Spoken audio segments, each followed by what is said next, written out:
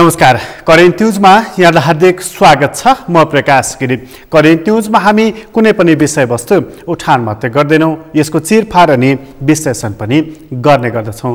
बाढी पहिरोको चपेटामा नेपाल अहिले पनि परिराखेको छ। कार्तिक महिनामा पानी परेको, त्यो पनि अविरल, र त्यहाँबाट आएको बाढी, वर्षा र पहिरो, यसले निकै ठुलो धनजनको क्षति गरिदिएको छ र अहिले त्यही धनजनको जुन क्षति भएको छ त्यसको अनुगमन गर्ने र ती पीडित व्यक्तिहरूलाई कसरी राहतको प्याकेजको घोषणा गर्ने भन्ने काममा सरकार यत्नशील देखिएको छ।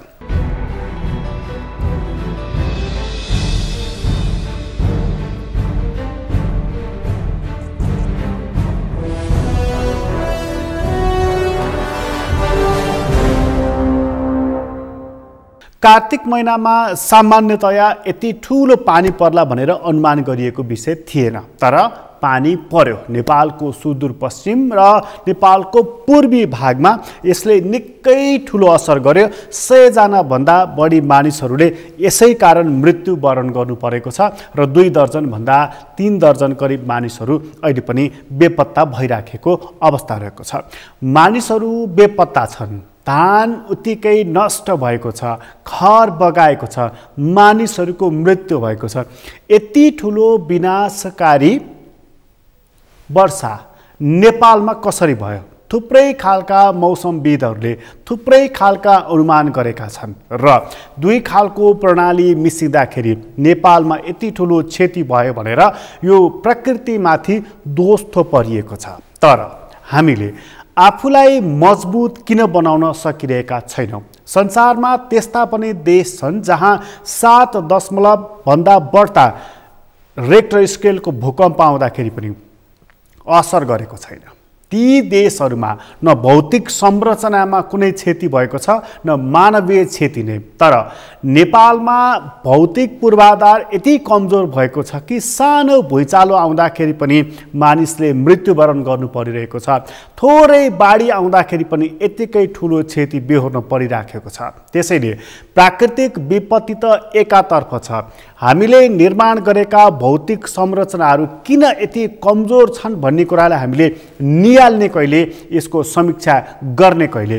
आजको अङ्कमा चाहिँ विपत्तिपछि लड्को लागेर अनुगमनमा जाने, आश्वासनहरू दिने, प्याकेजको घोषणा गर्छु भनेर आश्वासन दिने र अवस्था उही रहने, अवस्था कहिलेसम्म रहिरहन्छ भन्ने हाम्रो मूल चासोको विषय रहन्छ।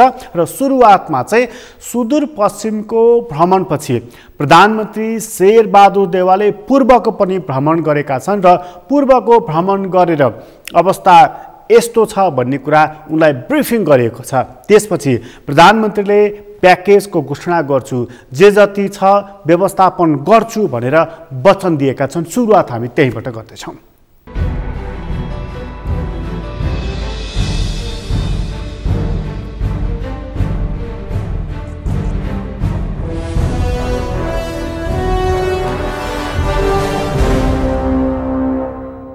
नेपालमा धेरै ठुलो क्षति भएको छ, तर जो हामीले प्रत्यक्ष रूपमा हामीले जो हेरेका छौँ विकासका पछि हुँदै गर्दा अहिलेको लागि मानिसको जीवन बचाउनु, उद्धार गर्नु र चाहिँ उनीहरूको चाहिँ फेरि बस्ने बस्ती बसोबास व्यवस्था गर्नु अहिले हाम्रो आवश्यकता हो। अहिले जहाँ पनि धानहरू उहिएको छ, काटेर परेका धानहरू धेरै नोक्सान भएको छ। सबैभन्दा बढी नोक्सान त अरू छ धानहरू कृषकको लागि खानेलाई नै छैन। भयो धानहरू कुहिएको छ।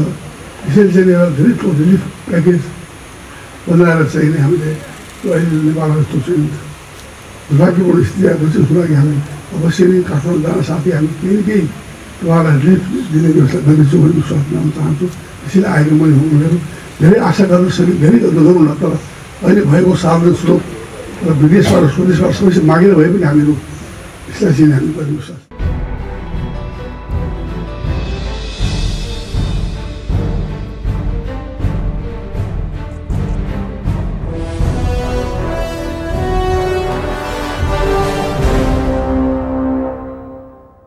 सरकारले आफ्नो क्षमताअनुसार प्याकेजको घोषणा गर्ला। उसको राहतको प्याकेजले तत्काल मानिसहरूको लागि उद्धार, खानको लागि र सामान्य बस्नको लागि व्यवस्थापन हुन्छ होला। तर हामीले भुल्न नहुने कुरा, वर्षौंदेखि यसरी बाढी पहिरोबाट पीडित भएका मानिसहरू अहिले पनि घरबासविहीन भइरहेका छन्। थुप्रै ठाउँमा यस्ता फेरिस्टहरू छन् र ती पीडित मानिसहरूले अहिले पनि सरकारतर्फ आँखा तन्काएर हेरिरहेका छन्। अलि अगाडिको कुरा गर्ने हो भनेदेखि मेलम्चीमा मचिएको वितण्डा अहिले पनि साम्य भएको छैन। मानिसहरूले सरकारतर्फ हेरे, बल्ल त्यहाँ बेली ब्रिज बन्दैछ। भोटेकोसीले बनाएको र भोटेकोसीले खेलेको ताण्डवको असर अहिले पनि अन्त्य भएको छैन र मानिसहरू अहिले पनि विलखबन्दमा छन्। अर्थात् मेलम्ची भोटेकोसीमा भएको पीडितहरू, बाढी पीडितहरूको अवस्था उस्तै खालको रह्यो। अहिले पनि सुदूरपश्चिममा जुन बाढी गयो र पूर्वमा जुन गएको छ त्यसले मानवीय क्षति भएको कुरा त विवरण आएको छ, तर त्यसले अन्नमा कुन किसिमको असर पार्यो भन्ने कुराको लगत समेत सङ्कलन गर्न सक्ने अवस्थामा यो राज्य पुगेको छैन। पहिला जिल्ला कृषि सम्बन्धी एउटा संयन्त्र थियो जसले यस बारेमा अनुगमन गर्थ्यो, तर त्यसलाई खारेज गरियो र अब यो कृषिमा भएको जुन विनाश छ त्यसको लगत सङ्कलन कसले गर्ने भन्ने ठुलो समस्या देखिएको छ। त्यस कारणले गर्दाखेरि कृषि मन्त्रालय त्यस अन्तर्गतका विभागहरू खटिएका छन्, तर उनीहरू अहिलेसम्म पनि यो 3 दिनको वर्षाले पश्चिम र पूर्वमा पारेको क्षति कति हो, त्यसले हामीलाई कति समयसम्म असर पार्दछ भन्ने कुराको एकिन तथ्याङ्क समेत पनि तयार पार्न सकिरहेका छैनन्। उनीहरूले मोटामोटी अनुमान गरेका छन्, तर त्यो मोटामोटी 10% क्षति भयो भनिरहँदाखेरि त्यसलाई अङ्कमा कसरी ल्याउने, त्यसले मानिसको जीवनमा कुन तहको असर पार्छ भन्ने कुराको मूल्याङ्कन समीक्षा कहिले र कसरी गर्ने, यो कुरा महत्त्वपूर्ण छ। तर हामीसँग तथ्याङ्क नै छैन।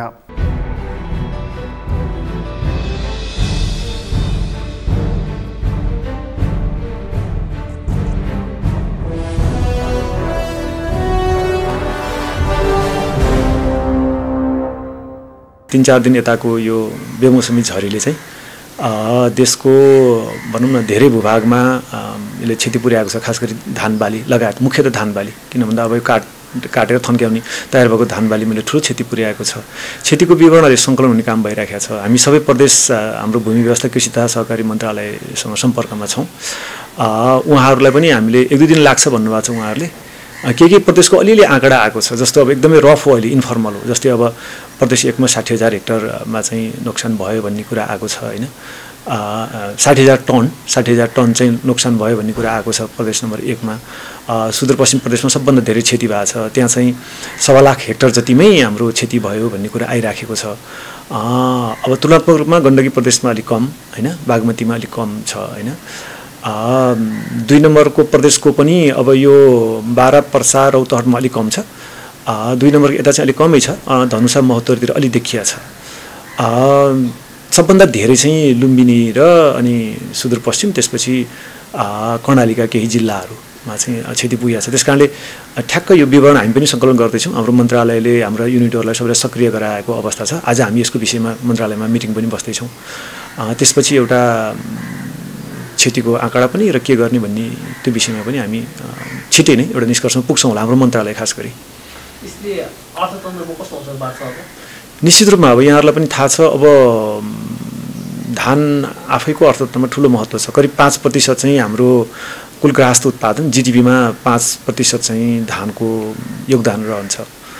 एग्रिकल्चरकै जिडिपीमा करिब 16-17% चाहिँ धानको मात्रै एजिडिपीमा योगदान हुने भएको कारणले अब यो लस कति हुन्छ, अब अहिले एकदमै रफली 10% को हाराहारीमा जान सक्ने प्रारम्भिक यो कुनै आकलन होइन, एकदमै इन्फर्मल, यो एकदमै हाम्रो देशभरि छलफल हामीले उहाँहरूसँग सम्पर्क गरेको आधारमा मोटामोटी एकदमै रफ अनुमान हो।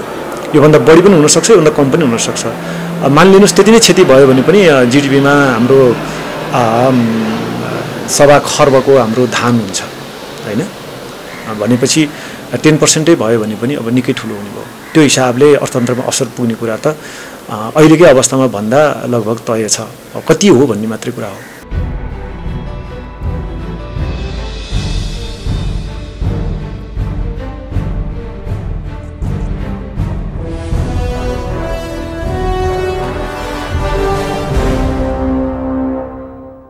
सरकारले प्याकेजको घोषणा गर्छु भनेको छ तर प्याकेजको घोषणा गर्नको लागि उसले सबैभन्दा पहिला लगत सङ्कलन गर्नुपर्छ मानवीय क्षति कति त्यसपछि अन्नको क्षति कति त्यो क्षति बराबरको पूर्ति कसरी गर्ने भन्ने कुराको लागि पहिला तथ्याङ्क चाहिन्छ जुन तथ्याङ्क अहिले सरकारसँग पनि छैन र अहिले बाढी पीडितहरू जुन बिलौना गरिरहेका छन् र सबैभन्दा ठुलो बिलौना उनीहरूको छानो गएकोमा भन्दा पनि भएको अन्न बगाएकोमा उनीहरूको ठुलो चिन्ता छ र त्यो चिन्ता उनीहरू प्रश्नको रूपमा कति राख्न सकिरहेका छन् कति प्रश्नको रूपमा राख्न नसकेर आँखाबाट आँसुको रूपमा राखिरहेका छन् ती प्रश्नलाई सरकारले बुझ्न सक्छ कि सक्दैन यदि सरकारले र सरकारको संयन्त्रले यो तहको क्षति पुर्याउन सक्छ भनेर मौसमको पहिल्यै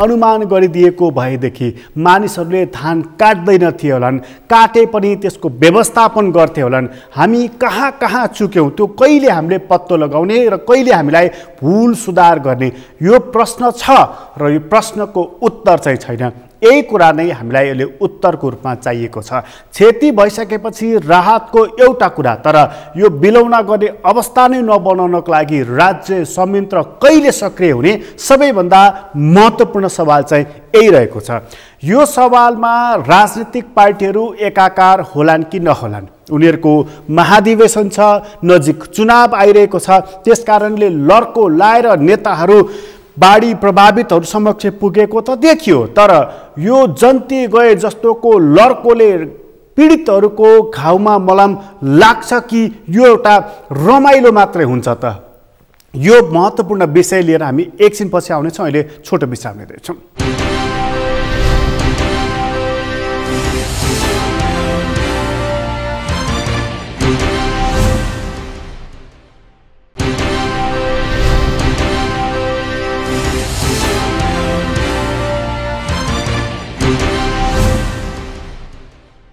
विश्रामपछि पुनः स्वागत छ हामी करेन्ट न्युजमा छौँ र करेन्ट न्युजमा चर्चा गर्दैछौँ बाढी प्रभावितहरूलाई राहत दिन्छु भनेर सरकारले भनिरहेको छ हरेक जसो राजनीतिक पार्टीहरूले राहत देऊ राहत देऊ राहत देऊ भनिरहेका छन् सबै चर्चाको भोको देखिएका छन् यहाँनिर सबैलाई चर्चा चाहिएको छ मैले त भनेको थिएँ नि भनेर देखाउनु परेको छ कसैलाई चाहिँ मैले भनिदिएकै कारणले राहत आयो मैले भनिदिएकै कारणले तिमीहरूले छाना पायो नाना पायो खाना पायो भनेर प्रशंसा बटुल्नु परेको छ र म केही हुँ भन्ने देखाउनु परेको छ तर त्यो मानिस जसले आँखाकै सामुन्नेमा घर बगेको देख्यो आफन्तहरू बितेको देख्यो र काटेको अन्न बगेको देख्यो त्यसलाई एकछिन सम्झनुहोस् त्यसलाई यस्ता प्रशंसाहरू क्षणिक लाभहरू र अटेन्सन सिक गर्नेहरूको यस्ता कुराले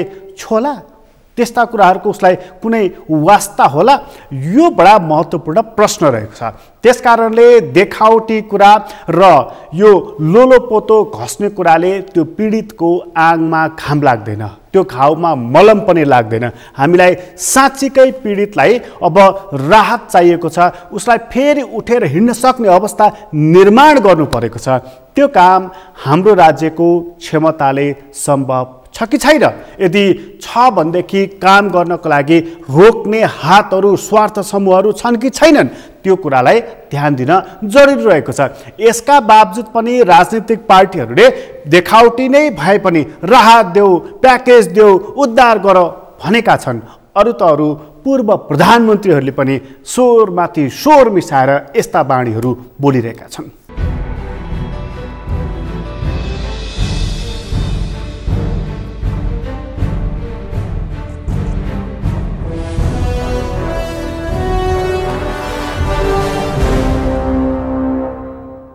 घनघोर वर्षा र केही दिनको अविरल वर्षाको कारणले बाढी, डुबान, पहिरो र आँधीहुरी समेतका कारणले कतिपय जिल्लाहरू र कतिपय ठाउँहरूमा आजै हामीले वडा अधिवेशनहरू आयोजना गर्न नसकेका ठाउँहरू पनि छन्। ती केही ठाउँहरूमा साथीहरूले व्यवहारिक र सम्भव निकट भविष्यमा गर्ने गरी यी अधिवेशनहरूलाई केही ठाउँमा स्थगित गर्नुभएको छ र ती केही दिनभित्र सम्पन्न हुनेछन्। ती सम्पन्न गर्नका लागि म साथीहरूलाई विलम्ब नगर्न आफ्ना तयारी गर्न पनि आग्रह गर्न चाहन्छु। जुन कुराले हाम्रो राष्ट्रव्यापी एकैचोटि एकै दिन गर्ने भनिएका वडा अधिवेशनहरूलाई केही व्यवधानको स्थितिमा पुर्याएको छ, त्यसलाई ध्यानमा राखेर हामी त्यो प्रबन्ध गरिरहेका छौँ भने परिस्थिति कति जटिल छ भन्ने कुरा हामी देख्न सक्दछौँ। यसबीचमा सयौं व्यक्तिहरूको जीवन गएको छ यस अति वर्षाको कारणले र एक ढङ्गले भन्ने भने यो असामयिक वर्षा हो, असामयिक र अतिवृष्टि। यसले उत्पात मचायो र सँगसँगै आँधीहुरी पनि आयो। यसबाट जुन क्षति भएको छ, आफ्नो जीवन गुमाउनेहरूप्रति म भावपूर्ण ढङ्गले श्रद्धासुमन अर्पण गर्न चाहन्छु सिङ्गै पार्टीको तर्फबाट र घाइतेहरूको शीघ्र स्वास्थ्य लाभको कामना गर्न चाहन्छु। यति बेला जुन क्षति भएको छ त्यसप्रति म अत्यन्तै संवेदनशील छु र सरकारले क्षतिपूर्ति उपयुक्त ढङ्गले उपलब्ध गराउनु पर्दछ। बाली नाली जुन नोक्सान भएको छ त्यसबाट जनताको, किसानको जीवन र जीविकामा असहजता पैदा गरेको छ।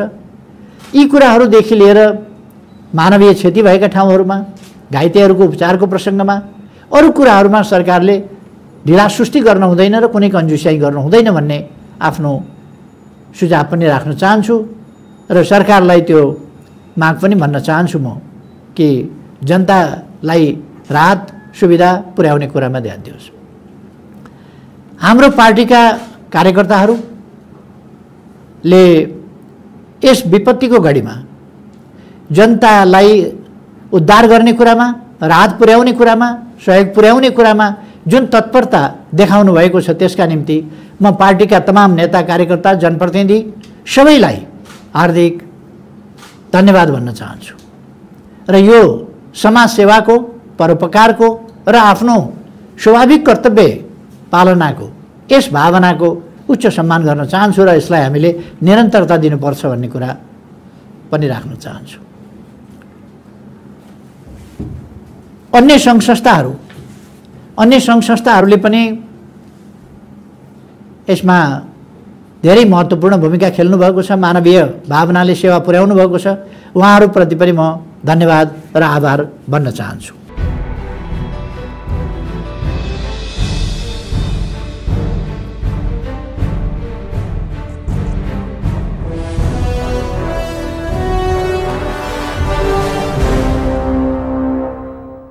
राहत देऊ भन्नको लागि बडा सजिलो छ। यो काम 3 करोड नेपालीले नै भन्न सक्नेछन् र भनि पनि रहेका छन्। तर यो क्षतिपछिको कुरा हो।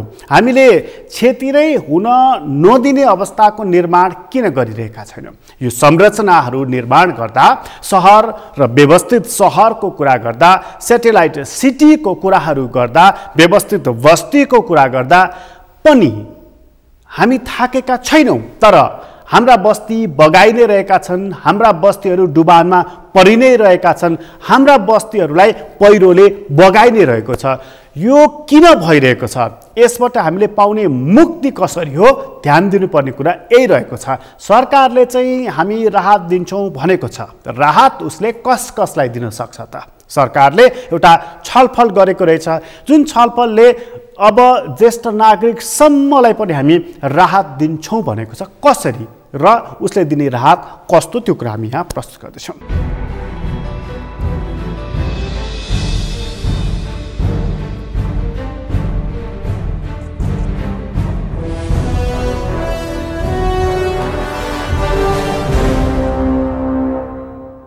पक्कै पनि महिला बालबालिकाहरू हरेक प्रकोपमा, यो मात्रै नभइकन हरेक प्रकोपमा महिला बालबालिका बढी मात्रामा प्रभावित हुन्छन्। कोभिडकै किन नभने कोभिडमा नि महिला बालबालिका बढी प्रभावित भए। अहिले बाढी पहिरो हरेक भूकम्प जेमा पनि र अहिले पनि महिला बालबालिकाहरू धेरै प्रभावित भएका छन्। तर अब सरकारले गर्दा समग्रमा गर्ने स्पेसिफिक होइन, समग्रमा गर्दछ। र जहाँसम्म हाम्रो मन्त्रालयको सरकारको कुरा छ, अब त्यसको सत्य तथ्य कति छन् त, कति महिलाहरू प्रभावित भए, कति बालबालिकाहरू प्रभावित भए भन्ने कुरो हामी बल्ल बल्ल म छिरेको धेरै दिन पनि भएको छैन। अहिले पनि हामी त्यही छलफल गर्दै थियौँ, यो छलफल गर्दै थियौँ मन्त्रालयको। त्यो केही सकिन्छ कि त्यसमा होइन, गर्ने स्थानीयले हो। त्यसको तथ्याङ्क सङ्कलन गरेर स्थानीयले दिएर, यो त स्थानीय सरकार अहिले त सबै केन्द्रीकृतको कुरो पनि होइन, 3 तहको सरकारहरू छन् र यसको बढी दायित्व चाहिँ स्थानीय सरकारको हो। त्यो हुँदाहुँदै पनि कति रहेछ त्यसको सत्य तथ्य आँकडा हामी स्थानीयसँग लिएर, हाम्रो सरकार भएको कारणले स्थानीयसँग आँकडा लिएर त्यसमा चाहिँ के गर्न सकिन्छ त्यो कुराहरू चाहिँ छलफल गर्दैछौँ।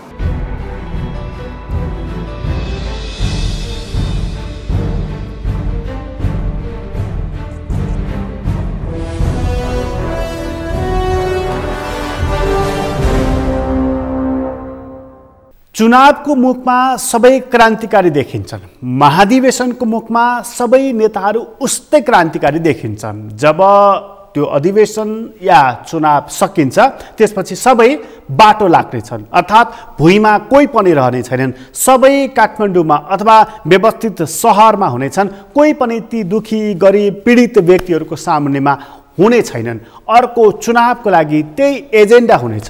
हामीले सुकुम्बासी आयोग गठन गरेका छौँ, हामीले भूमिहीनहरूलाई जमिन दिनेछौँ, बेरोजगारलाई रोजगारी दिनेछौँ, पानी ढल बत्ती इन्टरनेट सब चिज दिनेछौँ, शिक्षा स्वास्थ्य, यहाँसम्म कि गरिब किसानका परिवारलाई बच्चाहरूलाई हामी पढाइदिन्छौँ भनेर त्यसको अपनत्व पनि लिनेछन् एकचोटि। त्यसपछि के हुन्छ? प्रश्न त्यही नै रहेको छ र त्यो प्रश्न जसरी अल्पत्र परेको छ, गरिब किसान मजदुरहरू त्यसै गरी अल्पत्र परेका छन्। भुइँ छोडेका छन् नेताहरूले, राजनीतिक पार्टीहरूले, सरकारले पनि। त्यस कारणले सरकारको जग हल्लिएको छ, पार्टीहरूको जग हल्लिएको छ, जनतासँगको उनीहरूको सम्बन्ध टुटेको छ र यो टुटेको सम्बन्धलाई उनीहरू 5 वर्षमा एकचोटि रिन्यू गर्नेछन् र फेरि मत लिएर फर्केर बिर्सनेछन्। यो परिपाटी कहिलेसम्म? प्रश्न यति मात्र रहेको, अहिलेको बाढी पीडितहरूलाई पनि अबको 2 या 3 या 4 या 5 वर्षपछि पनि उति बेला आएको बाढीका प्रभावितहरू सङ्घर्ष समिति भन्ने कुरा यो आँखाले देख्न नपरोस्। हामीले गर्न खोजेको कामना यति मात्रै रहेको छ। करेन्ट न्युज अहिलेलाई यति नै। करेन्ट न्युजबाट म प्रकाश गिरीलाई बिदा दिनुहोस्। सगरमाथा टेलिभिजन हेर्दै गर्नुहोला। नमस्कार।